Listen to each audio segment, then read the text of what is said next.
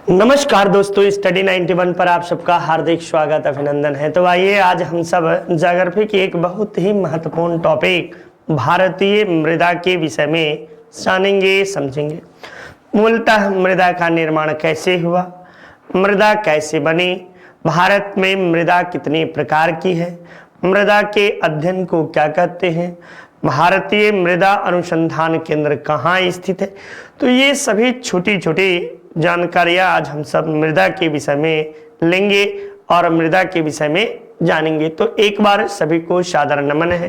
तो जल्दी से सभी लोग लाइव आ जाइए और क्लास को शेयर और लाइक करना बिल्कुल नहीं भूलिएगा। आइए हम सब शानदार महत्वपूर्ण टॉपिक के साथ जुड़ते हैं और देखते हैं किस तरह की चीजें आप हमको पढ़ने को मिलती है। तो चलिए ये देखिए, आपको जो है कि हमारी संस्था के द्वारा कुछ महत्वपूर्ण कोर्स संचालित किया गया है, जिसमें हिंदी शानदार तरीके से हिंदी आपको पढ़ाई गई है और हिंदी मात्र 999 रुपए में आपको जो है हिंदी की श्रृंखला उपलब्ध है। ये 999 रुपए में आप हिंदी पढ़ सकते हैं। नितिन सर अद्भुत तरीके से इसे पढ़ाए हैं। अगली महत्वपूर्ण बातों में हम सब देखेंगे यूपी टेट के 999 रुपए में यूपी टेट की शानदार श्रृंखला है और ये उन लोगों के लिए है जो कि बीटीसी या बीएड कर लिए हैं और शिक्षक बनने की राह में अपनी कदम को आगे बढ़ाए हैं। साथ ही साथ सुपर टेट, ये सुपर टेट श्रृंखला उनके लिए है जिन्होंने यूपी टेट क्वालिफाई कर लिया है।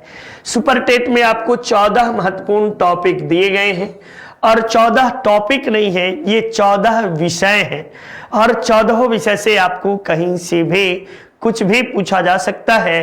तो इस श्रृंखला को आप शानदार तरीके से तैयारी के रूप में जारी रखें। आशा उम्मीद करता हूं कि ये चीजें आप सबको बेहतर तरीके से समझ में आ रही होंगी।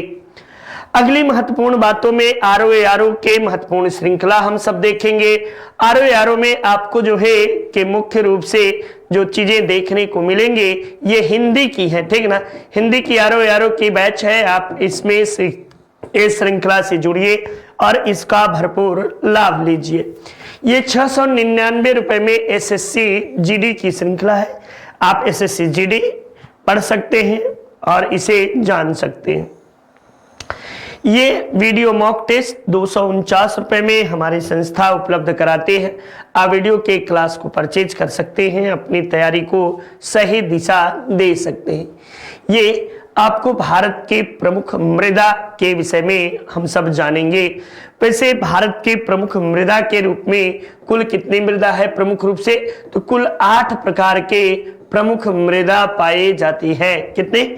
8 प्रकार के प्रमुख मृदा पाए जाते हैं, जिसमें हम सब जो पढ़ेंगे वह आपको जलोढ़ मृदा के विषय में पढ़ेंगे, लाल मृदा के विषय में पढ़ेंगे, काली मृदा के विषय में पढ़ेंगे, लेटेराइट मृदा के विषय में पढ़ेंगे, पर्वतीय मृदा के विषय में पढ़ेंगे, लवणीय मृदा के विषय में पढ़ेंगे।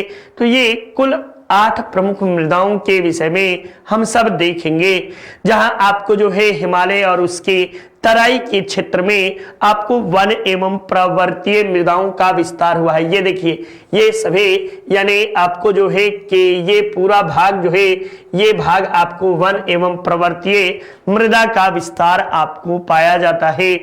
वहीं आपको जो है कि मुख्य रूप से सिंधु, गंगा और ब्रह्मपुत्र के द्वाब के मैदान में ये पूरा मैदान जो है बेटा, ये ठीक ना, ये आपको इस रूप में देखिए तो ये पूरा क्षेत्र जो है ये जलोढ़ मृदा के रूप में आपको पाया जाता है।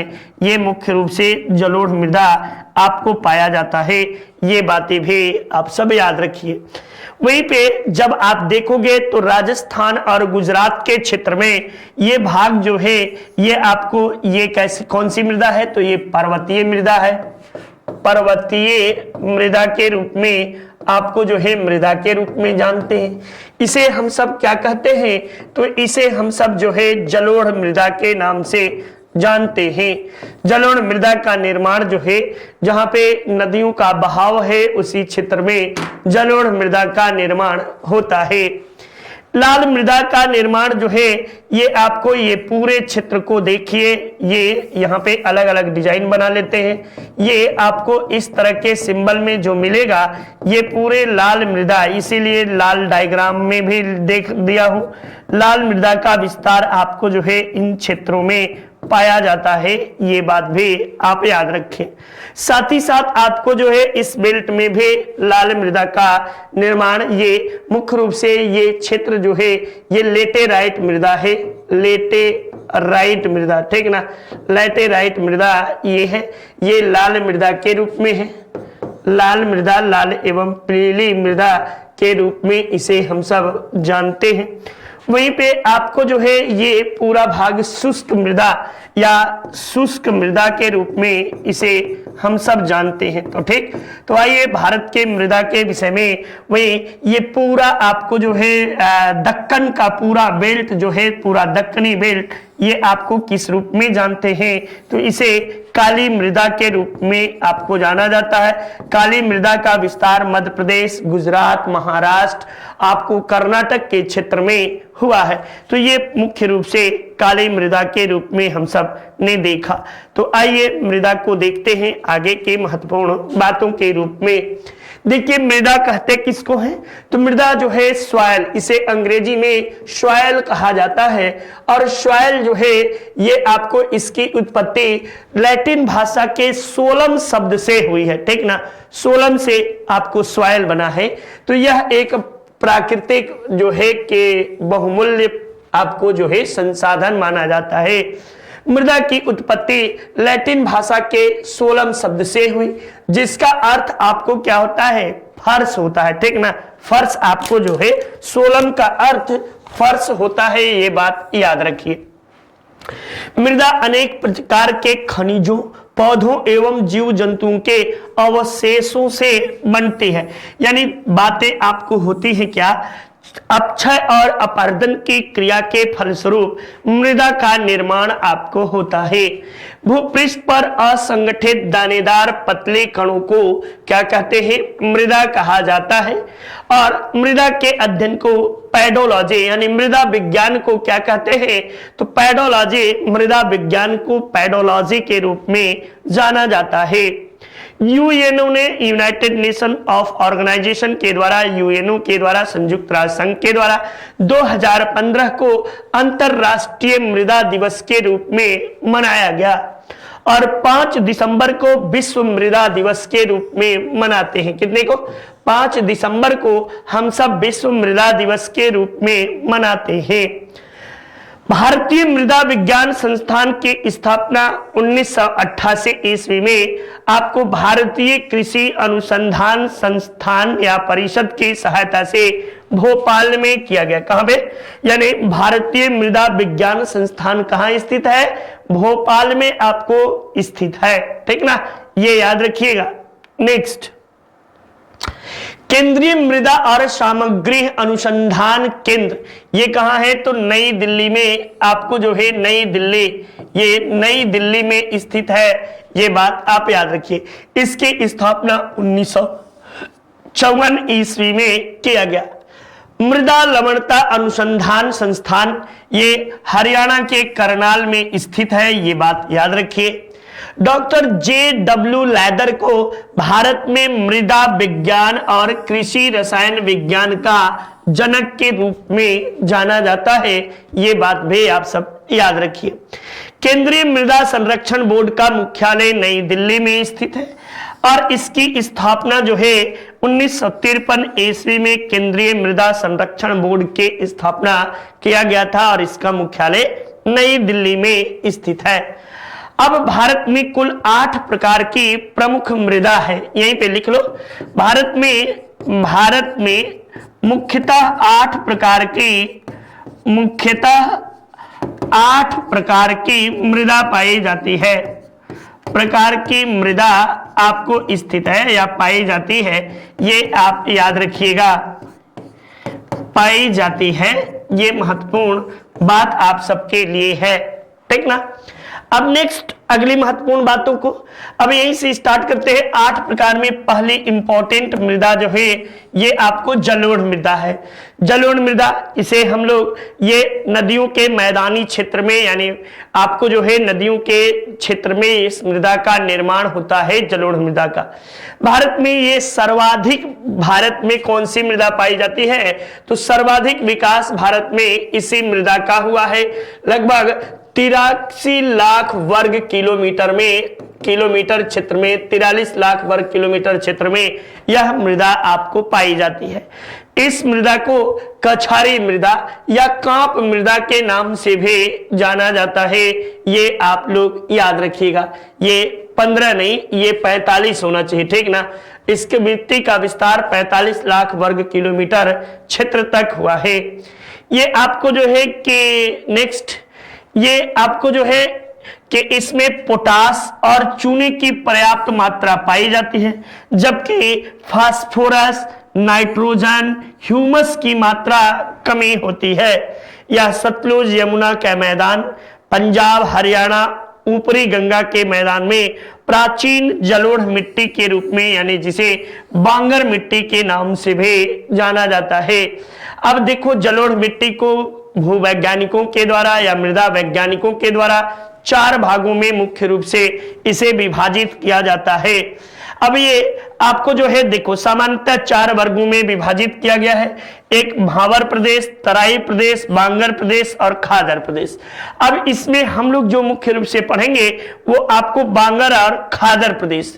देखो, यहां मैंने बताया कि जो प्राचीन काल में, यानी प्राचीन समय में जिस मृदा का निर्माण हुआ तो उसे हम प्राचीन जलोढ़ मृदा को बांगर मृदा कहते हैं और नवीन जलोढ़ मृदा को खादर मृदा के रूप में जाना जाता है। ये बात भी आप सब याद रखे रहिए, ठीक ना। इस मृदा की प्रमुख फसलें गेहूं, गन्ना, जौ, दाल, तिलहन एवं जूट इस मृदा की प्रमुख फसल मानी जाती है। नेक्स्ट अगली बातों को देखते हैं। अपनी हिंदी जबरदस्त तरीके से हमारी संस्था के द्वारा ये हिंदी लिखी गई है और इसे आप परचेज कर सकते हैं, खूब मन लगा के पढ़ सकते हैं। और मन लगा के पढ़िएगा, तरक्की इसी में, हमारी और आपकी, हम सबकी तरक्की इसी में है, ठीक ना। देखिए, ये महत्वपूर्ण रूप से 299 रुपए में ये किताब आपको आपके घर तक मिल जाएगी।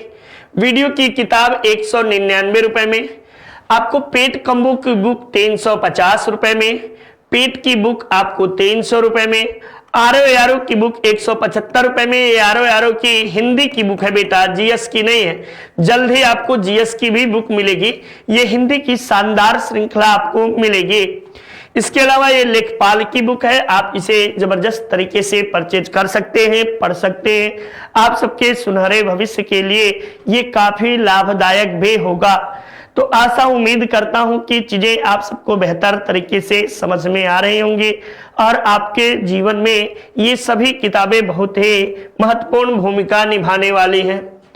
देखिए, काली मृदा, ये लाल एवं पीली मृदा, इस मृदा का निर्माण जो है ये भारत का दूसरा सबसे प्रमुख मृदा वर्ग माना जाता है। क्या है ये? दूसरा सबसे, यानी भारतीय भूभाग में आपको जलोढ़ मृदा के बाद सबसे अधिक किसी का विस्तार हुआ है तो लाल मृदा और पीली मृदा का ही विस्तार आपको हुआ है।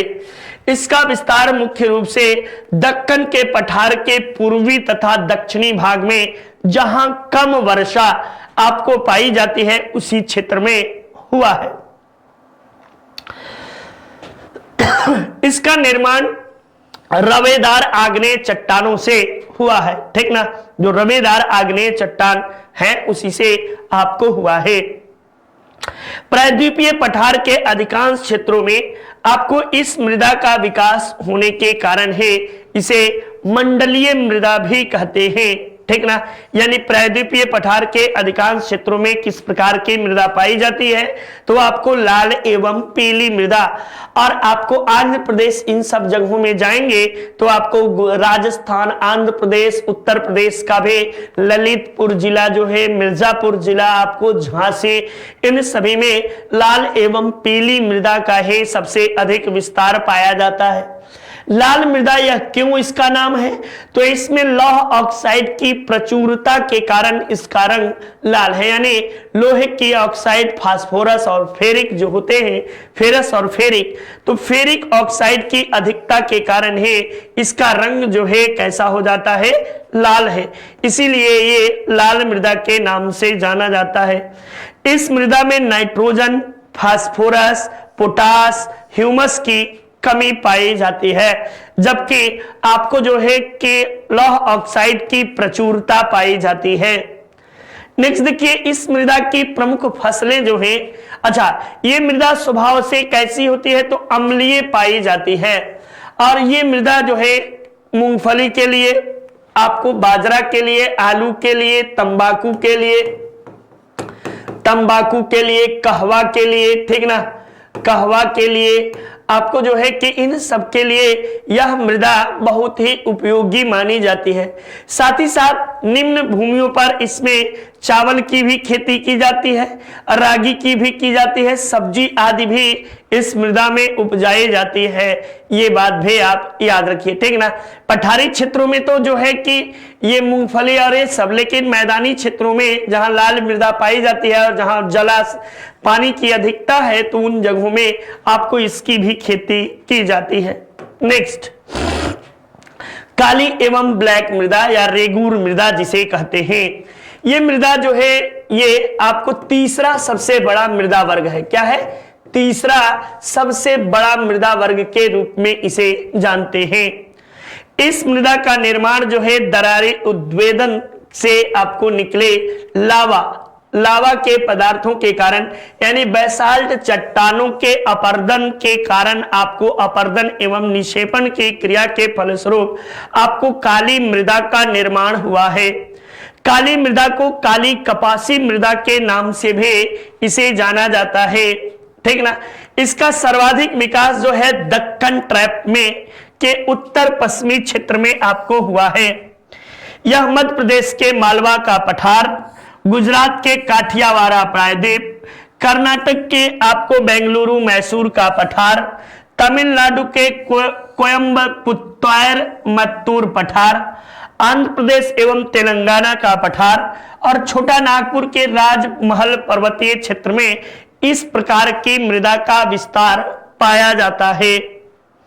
नेक्स्ट देखिए, इसे स्वतः जुताई वाली मृदा कहते हैं। स्वतः जुताई वाली मृदा बेटा क्यों कहते हैं? यानी स्वतः कृषकाय मृदा, इसे स्वतः कृषकाय मृदा भी कृषकाय मृदा के रूप में भी इसे जानते हैं। ऐसा क्यों कहते हैं? तो स्वतः कृषकाय मृदा के रूप में इसे इसलिए कहा जाता है कि ये लंबी लंबी जब ये सूख जाती हैं तो लंबी लंबी दरारें पड़ जाती हैं। दरारों के कारण जब अगली वर्षा ऋतु होती है तो ये भर जाते हैं पानी से, और जब दरारें पड़ी होती है तो ऐसा लगता है जैसे जोता हुआ है, ठीक ना। तो इसीलिए इसे स्वतः जुताई वाली मृदा या स्वतः कृषकाय मृदा के रूप में भी जाना जाता है। इस मृदा में नाइट्रोजन, फास्फोरस एवं जैव तत्वों की प्रधानता पाई जाती है, जबकि आपको जो है कि ये कमी पाई जाती है, जबकि पोटास, एल्युमिनियम, मैग्नीशियम कार्बोनेट की प्रचुरता पाई जाती है। ये बात भी याद रखिए। इसे काली कपासी मृदा कहते हैं, काली कपासी मृदा के रूप में भी इसे याद किया जाता है, ठीक ना। तो ये बातें आप याद रखते चलिए, देखते चलिए। नेक्स्ट देखिए, लेटेराइट मृदा। अब यहीं पे कुछ बातें हम लोग और भी देख लेते हैं। यहां पे देखो, हाँ, ये उत्तर प्रदेश में इसे रेगूर के नाम से जानते हैं। रेगूर मृदा। यूपी में आपको क्या कहते हैं? रेगूर मृदा, रेगूरा यूपी में, ठीक ना। अंतरराष्ट्रीय जगत में इसे चारनोजम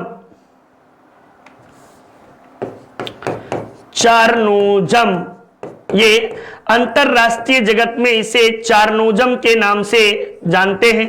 ये बात भी आप याद रखिए महत्वपूर्ण रूप से। देखिए यूजीसी नेट शानदार महत्वपूर्ण श्रृंखला हमारी संस्था की ओर से ये पढ़ाई गई है और यह श्रृंखला आप सबके जीवन में अद्भुत कमाल भी करेगी। ये श्रृंखला उन लोगों के लिए है जो असिस्टेंट प्रोफेसर बनना चाहते हैं।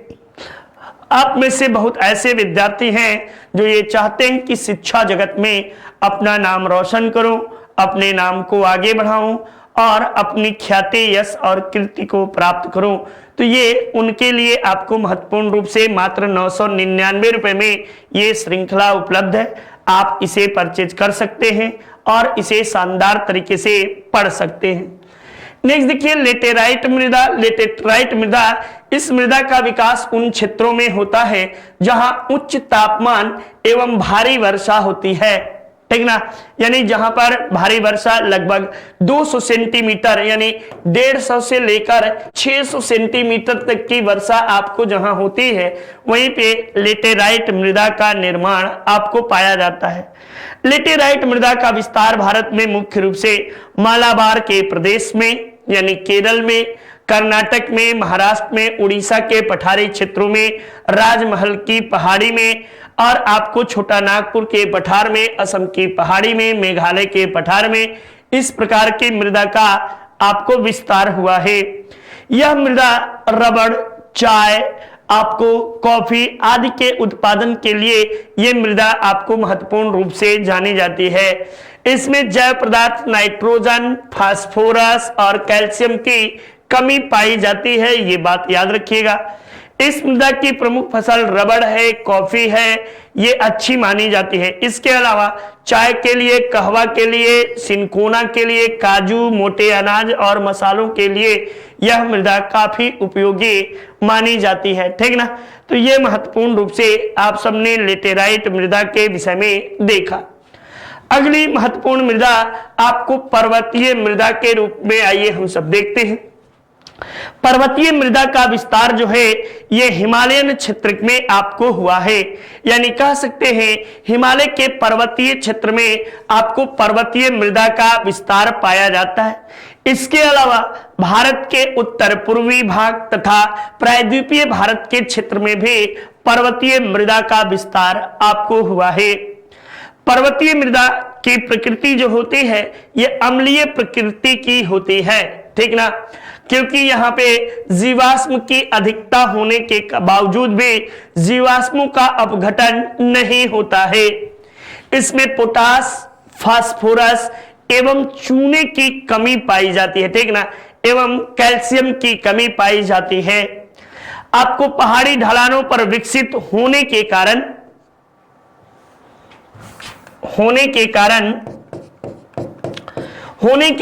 यह मृदा बागवानी कृषि के लिए उपयुक्त मानी जाती है। जैसे चाय, कहवा, मसाला, फलों के उत्पादन के लिए यह बहुत ही उपयोगी मृदा मानी जाती है। नेक्स्ट देखिए शुष्क अथवा मरुस्थलीय मृदा। शुष्क और अथवा मरुस्थलीय मृदा का विस्तार जो है ये आपको भारत के किस क्षेत्र में हुआ है, तो इसका विस्तार मुख्यतः राजस्थान, हरियाणा और पंजाब के आपको क्षेत्र में इस प्रकार की मृदा का विस्तार हुआ है। यह मृदा जो है शुष्क जलवायुवीय क्षेत्रों में इस मृदा को पाया जाता है।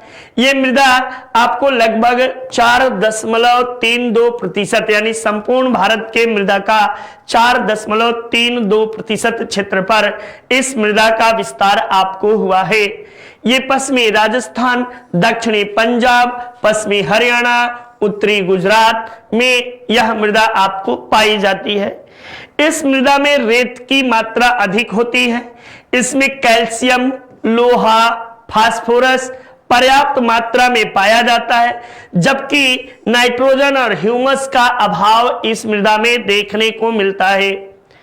इस मृदा में सामान्यतः जल की आवश्यकता आपको अधिक होती है और इस जल की आवश्यकता अधिक होने के कारण इस मृदा में वही फसलें बोई जाती हैं जिसे पानी की कम आवश्यकता हो, जैसे ज्वार है, बाजरा है, रागी है, तिलहन है।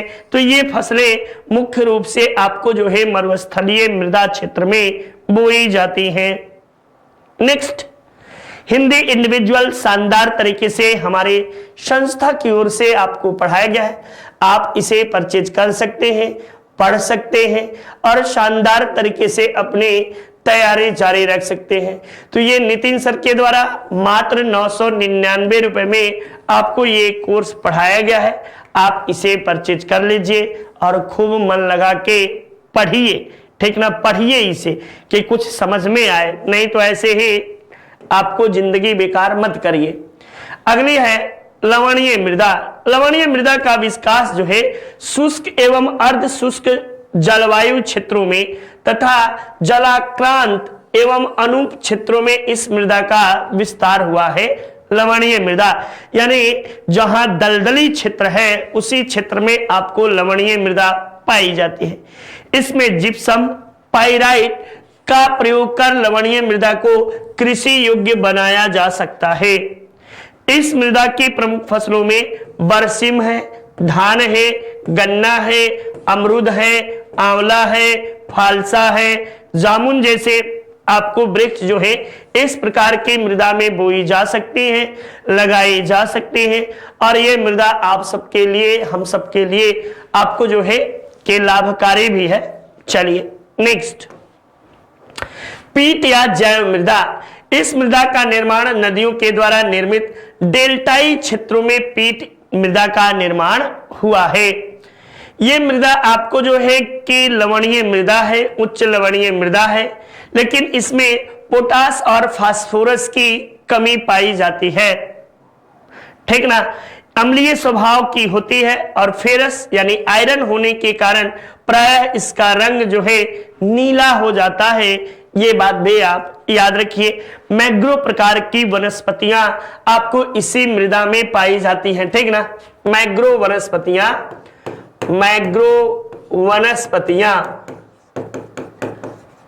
इसी मृदा में आपको पाई जाती हैं, ये याद रखिए। नेक्स्ट, तो ये नितिन सर के हैंड रिटेन नोट्स हैं। शानदार तरीके से आप सबने महत्वपूर्ण इन सबको यूट्यूब पे नितिन सर के द्वारा पढ़ाया गया है। ये नोट्स वही हैं जो नितिन सर ने आपको यूट्यूब पे एक एक लाइन कॉपी खोलकर पढ़ाया है। तो इसे आप परचेज कर सकते हैं। प्राचीन इतिहास, मध्यकालीन, आधुनिक, सामान्य हिंदी, इंडियन ज्योग्राफी, भारतीय राज्य व्यवस्था, ये सभी आप परचेज कर सकते हैं।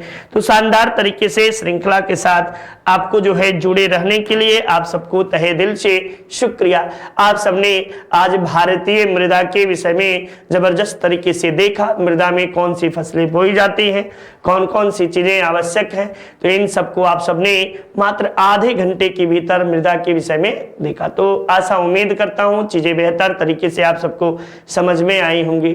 ठीक, तो चलिए आज यहीं तक, मिलते हैं एक शानदार श्रृंखला में। जय हिंद, जय भारत, नमस्कार।